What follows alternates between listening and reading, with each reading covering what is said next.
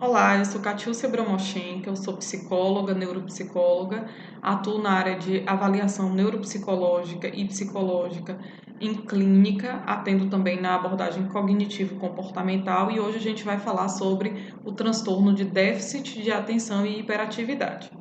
Para iniciar, vou falar um pouco sobre o que é o transtorno, né? Então, o transtorno de déficit de atenção e hiperatividade, ele é conhecido como TDAH. Quando a gente utiliza os critérios diagnósticos da CID, a gente utiliza o transtorno hipercinético. Então, TDAH é uma nomenclatura que a gente utiliza com base no DSM-5. Quando a gente utiliza o CID, a gente utiliza transtorno hipercinético. O TDAH, ele é composto por algumas características, então para ser feito esse diagnóstico é importante que algumas coisas sejam levadas em consideração. Então é importante que seja levado em consideração se existe um padrão persistente de desatenção ou hiperatividade e impulsividade na pessoa que está sendo avaliada durante pelo menos 6 meses e que esse padrão persistente de desatenção e ou hiperatividade e impulsividade, ele precisa ter iniciado antes dos 12 anos. Por que isso é importante de ressaltar? Porque o TDAH, ele é um transtorno do neurodesenvolvimento. Então, ele começa sempre na infância, o TDAH não acontece um surgimento na vida adulta.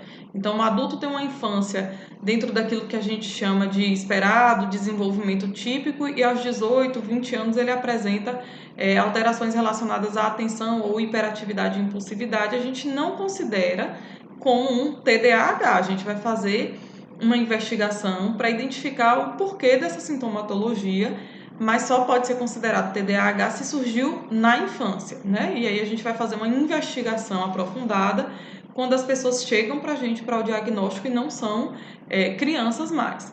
Quando crianças, o que é que a gente precisa estar atento? Se existem pelo menos 6 sintomas do que a gente chama de desatenção. Então, dentro dos aspectos atencionais, a gente avalia se constantemente ou frequentemente a criança não presta atenção em detalhes ou comete erro em tarefas escolares ou trabalhos, se frequentemente ela tem dificuldade em manter a atenção, se parece não escutar quando alguém lhe chama, se é comum não seguir instruções até o fim, se perder no meio das instruções ou esquecer aquilo que lhe foi pedido, se tem dificuldade de organizar tarefas, é um outro item relacionado à dificuldade atencional, se perde coisas necessárias a tarefas ou atividades, objetos pessoais, esquece óculos, aparelho dentário e perde esses objetos, se geralmente se distrai facilmente, né, no meio, por estímulos externos e se é esquecido em relação às suas atividades do cotidiano. Então, pelo menos 6 dessas características precisam estar presentes para que a gente considere que essa pessoa, esse sujeito avaliado, ele tem critérios de desatenção. Um outro ponto para ser avaliado são os critérios de hiperatividade e impulsividade. E também são necessários que seis sintomas ou sinais sejam apresentados ainda na infância. Então, frequentemente remexer ou batucar com as mãos e os pés, levantar da cadeira em situações em que se espera que fiquem sentados, correr ou subir em coisas em situações que não são esperadas mais esse tipo de comportamento, a dificuldade em brincar e se envolver em atividades de uma forma leve e tranquila. Com frequência é aquela criança que não para quieta, né? Age como se estivesse ligada na tomada ali e como se tivesse um desconforto. Fala demais é um outro aspecto relacionado à hiperatividade e impulsividade. Dificuldade para esperar a sua vez, que está relacionada aí ao controle inibitório. E frequentemente interrompe ou se intromete quando outras pessoas estão conversando ou trocando ideias. Então, esses critérios precisam ser avaliados, precisam estar presentes no mínimo 6 de desatenção e ou 6 de hiperatividade e impulsividade. Por que e ou? Porque o transtorno ele pode ter especificidade no seu diagnóstico. Então, o transtorno ele pode ser do subtipo combinado, então a criança apresenta características das duas questões, tanto da desatenção quanto da hiperatividade e impulsividade. Ele pode ser predominantemente desatento, fecha critério diagnóstico, apresentam lá 6 características para desatenção, mas não fecha o de hiperatividade e impulsividade, e ele pode ser predominantemente hiperativo e impulsivo. não aparecem tantos critérios de desatenção, mas aparecem pelo menos 6 de hiperatividade e impulsividade.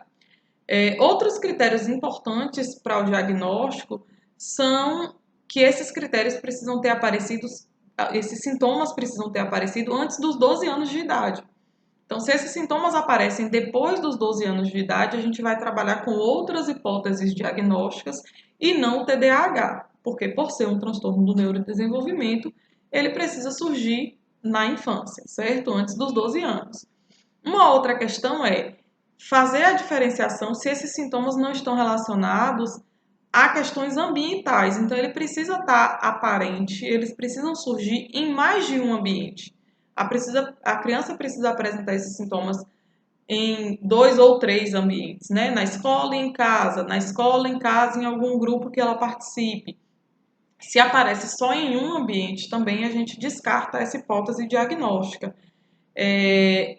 Um outro ponto relevante para a gente considerar no diagnóstico é de que esses sintomas eles precisam causar um impacto na vida escolar, no trabalho ou na vida social da pessoa que está sendo avaliada. Se não causa um impacto significativo nesses ambientes, a gente não vai considerar como um transtorno.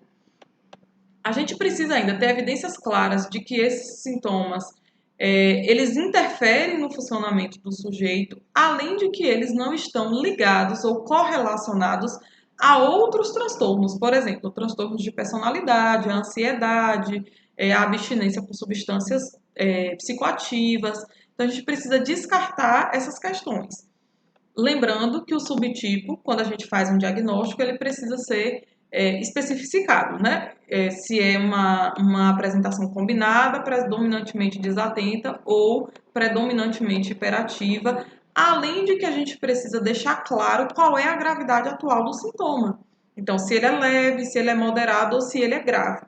Essa é uma avaliação clínica, certo? Não existe um teste ou um instrumento específico que mostre o TDAH. Existem, claro, instrumentos que vão nortear a busca do psicólogo, né, e vão nortear o psicodiagnóstico de uma forma mais clara, mas não existe um instrumento que vá lhe oferecer de uma forma específica se uma pessoa tem ou não. E aí, quais são esses instrumentos? A gente tem, por exemplo, instrumentos de rastreio. A escala SNAP-4, a gente tem a ASR-18, que são escalas de rastreio não específicas de uso do psicólogo. A gente tem instrumentos psicológicos que dão um panorama também bacana nessa avaliação, que é o VISC-4, né, que ele traz um panorama de critérios de memória operacional, de funções executivas, atencionais, e que a gente consegue correlacionar também com alterações comuns ao TDAH, a exemplo, as funções executivas. E a gente tem ainda as baterias específicas de atenção. Tem a BPA, tem os testes específicos TEAD, TEALT, aí vai depender sempre da idade da pessoa que está sendo avaliada, para que a gente consiga selecionar esses instrumentos. Além do TEAD, TEALT, a gente tem outros instrumentos, a exemplo, o AC, o D2, que são instrumentos também psicológicos. Existem instrumentos neuropsicológicos que a gente consegue avaliar também essas pessoas. Por exemplo, trilhas, A e B é um outro instrumento. E existem ainda escalas que os pais podem preencher. Um exemplo é a CBCL, que é uma escala de comportamento que a gente envia para que os pais façam o preenchimento. E o que a gente tem aí como fatores de risco e prognóstico para o TDAH? Fatores temperamentais, né? Então a gente precisa estar atento a esses fatores temperamentais, ambientais, genéticos especificamente porque os estudos demonstram que quando existe histórico genético na família do transtorno, a gente tem que estar atento pela possibilidade de surgir outra pessoa ali naquele rol mais próximo de familiaridade com o transtorno. A gente precisa ainda estar atento em relação à cultura, né? Isso precisa ser bem delimitado, porque se a cultura ela preconiza que uma liberdade de expressão de crianças mais desinibidas, a gente não pode fechar um diagnóstico de hiperatividade, por exemplo.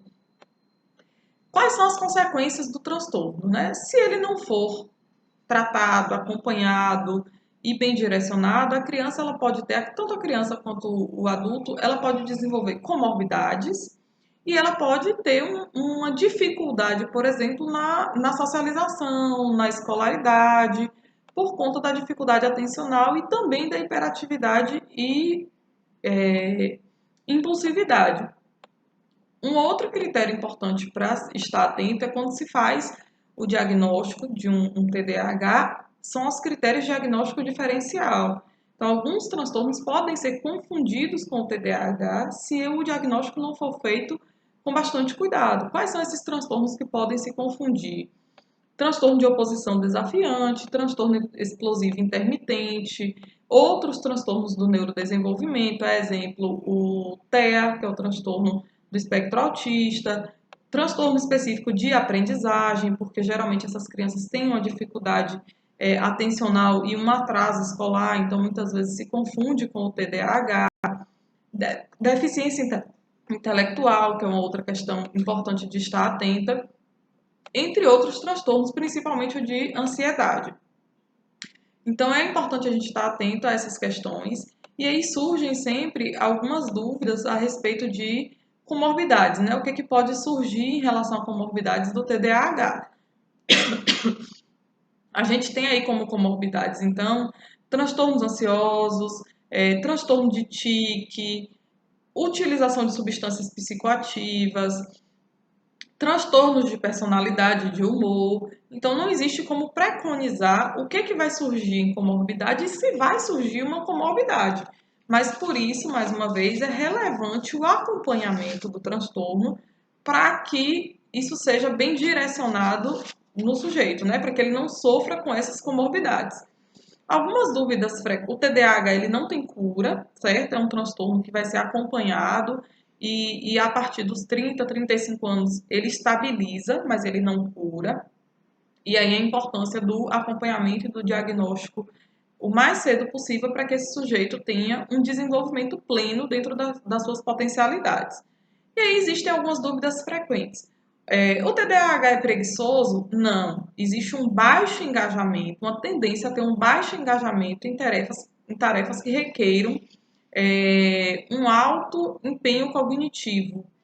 E isso é comum, mas isso não é a mesma coisa que preguiça. Muitas vezes essas pessoas, por terem uma dificuldade de segurar o nível atencional na tarefa, elas não conseguem se engajar, porque aquilo ali se torna uma tarefa maçante, uma tarefa de que eles pensam que não vão dar conta e aí não conseguem ficar na tarefa. Mas isso é diferente de ter preguiça de fazer uma tarefa.